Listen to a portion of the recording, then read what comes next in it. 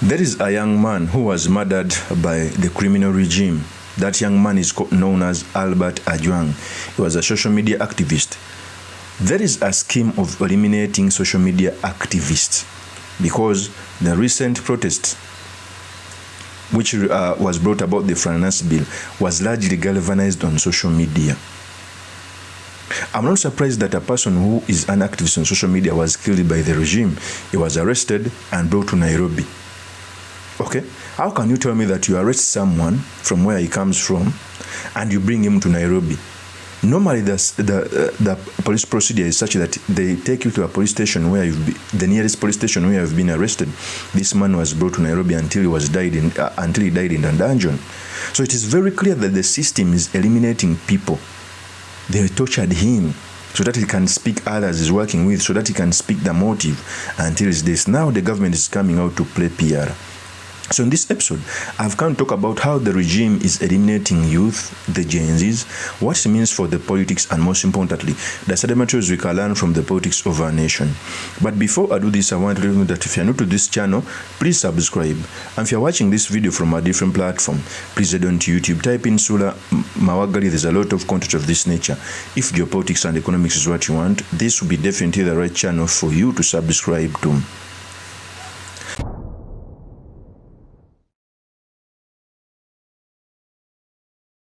First of all, Albert OJWANG died in police custody, and I saw his father breaking down after his son died. There is an audio that made rounds on social media showing how he was arrested and how he spoke about his ordeal. Remember, the Prime Cabinet Secretary also came out to warn people that soon social media is going to be censored. He came out to threaten people on how to use social media. So there is a scheme of subjugating the masses on social media, because social media is a revolution. It has taken away mainstream media. Normally, government knew mainstream media as the only channel on how they can get information, not knowing that social media can galvanize a lot of people. You can find people on Telegram and everything in their thousands receiving messages. Okay, so Albert OJWANG was killed, tortured in the police cell in Nairobi, and the people and their government must come out to be accountable. There is an audio where Albert OJWANG was explaining how he was arrested. Here's the tape. Sielewi man. Ni tagu ulifanya ama? Sielewi hata hajanieleza man. Wamekwambia unapeleka police station gani? Central Police. Central Police. Yeah. Sawa, na hawajakunyang'anya phone right? Hawajakunyang'anya simu? Wamekunyang'anya simu? Ile bwana tukisha ndio wamenirudishia sasa niongee. Wanadai aje, wanasema aje? Sasa nifike huko. Ufike Nairobi kwanza. Turudi Mei twende huko. Hello? Yeah. Wanasema tufike Nairobi kwanza. Sijui hata nisijua kesho tunaweza fika hivyo Central. Sasa sijui kama utakuwa on, but maybe ndakamtuni tutajua tutafika huko jina pia kwa huko. Ngoja nifanye kazi. Kevo pia kwa huko Mwinde. Kindly man. Acha tupanga sasa nitaka kuverify information juu watu wananiambia, alafu wasoka niambia umempigania hapa, nikamwambia nipe, so ndo nimecall. Nikwambia nilikuwa nataka kuverify, alafu sasa tupange, alafu tujue kama tutafika kesho Central. Sawa mzee. Mungu apeleka Central, jina nani alipelekwa Kamkunji? Central. Kama kesho, hata kama sio kama minda ndafika hivyo Central kesho. Okay. Sawa mzee. Hizo mambo tutafiti Mike ndani. How is it mzee? Mimi I've never experienced this. Nishaikoa inda, so mambo itakuwa fiti.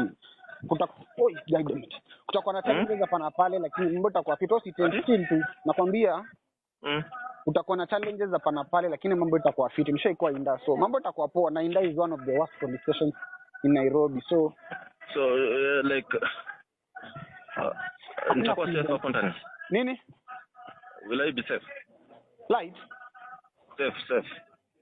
Yeah. Rumande is safe. That is Albert OJWANG.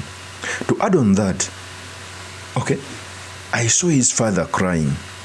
It is very bad for a parent to bury his son because that's the natural order. The natural order is that the son buries the parent because the parent has either lived longer, he has replicated, so it's time for the son to live.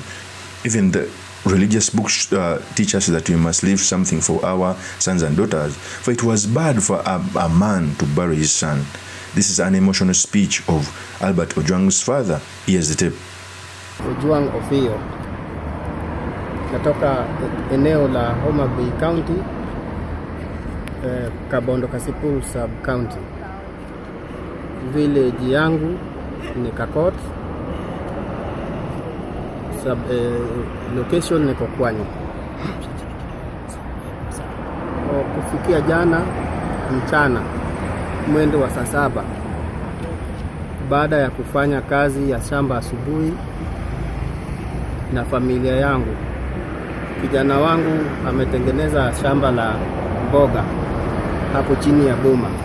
Yeye alikuwa anashughulika na mboga yake na mimi nashughulika na mambo ya kupalilia mahindi. Baadaye tulirudi nyumbani, akaniambia anataka kuenda kuchukua miti kuja kupanda Ringa. Nikampatia pikipiki kuenda Ringa na kurudi, akaniambia kwamba amerudi na mama yake akatukaribisha na chakula. Wakati tunakula, mimi na baba yake mdogo tulikuwa tuko kwa nyumba, yeye na mke wake pamoja na mtoto wake na mama yake walikuwa wanakula nje na watoto wengine wa ndugu yangu. Nikasikia sauti ya pikipiki inakuja hapo kwenye boma. Nikatoka ndani ya nyumba ili nilaki wageni ambao wamekuja kwangu, maana ni kawaida yangu wageni wakija mpaka wakaribishe. Walipoingia na pikipiki zilikuja 3. Pikipiki 2 zilikuja kwa nyuma ya boma, moja ilikuja kwa mbele ya boma. Hizo pikipiki zilikuwa zimebeba watu 2 kila pikipiki. Walipofika nikawaambia karibuni, hapa ni kwangu. Wakajitambulisha wao ni maafisa wa polisi. Mmoja anaitwa Sigei, mwingine nimemsahau jina lake, ni mtu wa kutoka Ugenya. Na wakajitambulisha hivyo mpaka wakamalizika. Na wengine wa kutoka Mawego walikuwa wamechanganyikana. Sasa wakasema wamekuja huyo kijana wako ambaye ameketi hapo chini ya jiwe, maana walikuwa wamekaa kwa jiwe hapo nje ya nyumba wanakula mboga. Hata hiyo mboga hakula ya kutosha. Hata wakawa wanacheka hapo nje kwamba kwani tumekuja na pingu, mtu hawezi kula. Hakula. Wakamchukua wakamweka pingu. Nikauliza kwani amekosea nini? Wao wakasema ya kwamba kuna boss wake, kijana wangu amemtusi vibaya sana katika Twitter, walitamka X. Sasa nikauliza ni boss gani? Wakasema huyo bwana Segei. Akaniambia kwamba mzee, usiongee maneno mengi, wewe tufate police station Mawego. Nikashika njia, maana wamemweka katikati, mmoja mbele mmoja nyuma, yeye amekaa katikati. Mimi nikachukua pikipiki pamoja na kaka yangu yule ambao tulikuwa tunakula pamoja, hata sikuosha mikono. Tukashika njia, hata kuko kula sikumaliza kula. Tukafuata huko Mawego. Tulipofika huko tukapata Madam Osies pamoja na wao akiwa anaojiwa hapo.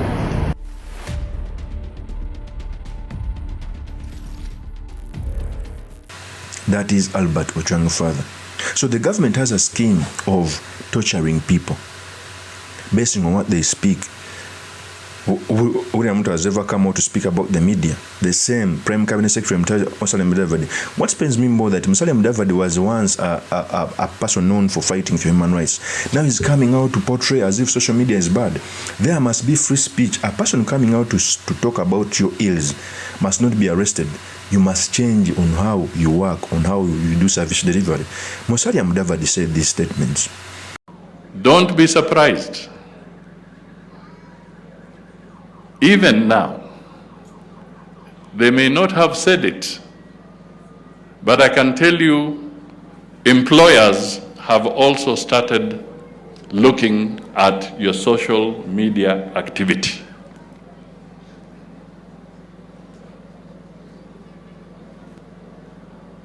Because we are moving into this digital space, unaweka footprint pale, wanakufata, and it might harm you later. So I'm only pleading as an elder and as a Kenyan to the young people of this country, let us be responsible as we engage on our digital platforms, because we may be shooting ourselves in the foot if we are not careful. That is Musalia Mudavadi. So you clearly see there is a scheme by the regime to capture, kill and maim those who do their activism on social media. Albert Ojwang was just tortured. A police report is coming out to say that he hit himself on the wall, according to the police report. But Albert Ojwang never hit himself on the wall. Albert Ojwang was killed. How can you tell me that you take someone who's not a drunkard? How can someone who's not a drunkard hit himself on the wall? We cannot accept that, and we are in a country where free speech is being eroding. William Ruto is becoming tough and more tough because he's now being taken out of power. Okay? It is so unfortunate that the regime which sought to keep people's lives is now descending on them by killing them. That cannot be accepted. Okay? So Albert Ojwang died because of police torture. No one should tell you the contrary. No one should tell you the contrary. I'm telling you the truth. Okay? Ojwang was arrested together with a few others. It's because there was a complaint that had been launched by the DIG KPS about his name being tarnished. So it is on that basis that investigations were actually being carried out, because he also have got a right to be protected by the same law. Thank you. Yes, in a police statement that was released, the police came out to say, and I quote, clarification on the death of Albert Ojwang. Omondi Ojwang. The National Police Service has noted reports circulating on social media regarding the death of suspect allegedly in custody at Central Police Station, Nairobi. NPC confirms that Albert Ojwang was lawfully arrested by DCI detective for false publication and placed in custody. While in custody, the suspect sustained head injuries after hitting his head against the cell wall. Police officers on duty promptly noticed the injury and rushed him to Mbagathi Hospital, where he was pronounced dead on arrival. In line with the statutory requirements, the Independent Police Oversight Authority has launched an investigation into the incident. National Police Service reaffirms the commitment to upholding constitutional standards of human rights and fundamental freedom. Nyaga, Director, Corporate Communication, Spokesperson, National Police Service. That was the communication that was released by the National Police Service, saying that he hit himself on the wall. And when they took him to Mbagathi Hospital, he was pronounced dead on arrival. It means that he died in a police cell. Albert Ojwang died because of torture, because they were beating him, telling him that he should stop posting against the regime. How did the police think this law? The police that's supposed to protect human rights is the one on the forefront of torturing and beating people. Kenya is the biggest democracy in East Africa, but it is retrogressing because someone wants so much power. This must not be business as usual. Albert Ojwang needs justice. The Luo leaders are keeping quiet. What is Raila Amolo Odinga, Mbadi, Wanga, Gladys Wanga? They talked about Were, the MP who died. Why are they not talking about their son? Because leaders must come on to speak.